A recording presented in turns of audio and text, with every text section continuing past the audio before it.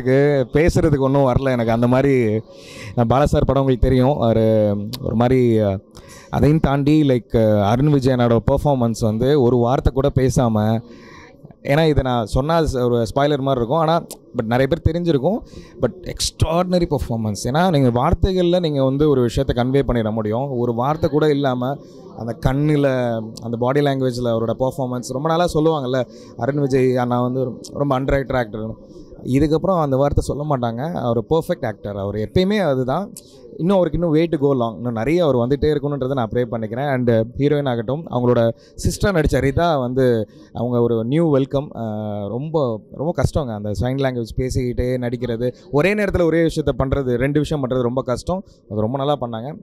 நான் வந்து பாலா சாரோட அவர் பண்ண படங்கள் எல்லாமே ஒன்றுமே ஒரு டைமண்ட் மாதிரி. ஸோ நான் பர்சனலாக ஆஸ் அ ஃபேன், சினிமா லவ்வராக, மணிரத்னம் சார் ஒன்று கேட்டாங்க, அதே தான் வருஷத்துக்கு ஒரு படம் அப்படின்றது. ஆமாம், அதை பண்ணணும் அப்படின்றது எங்களோட ஆஸ் அ ஃபேனாக பெரிய ஒரு request sir. And GV Prakash அண்ணாவோட மியூசிக் அண்ட் சிஎஸ் சாம் அண்ணாவோட மியூசிக், பேக்ரவுண்டு வந்து பிரிஸ்டார் சாம் அண்ணா.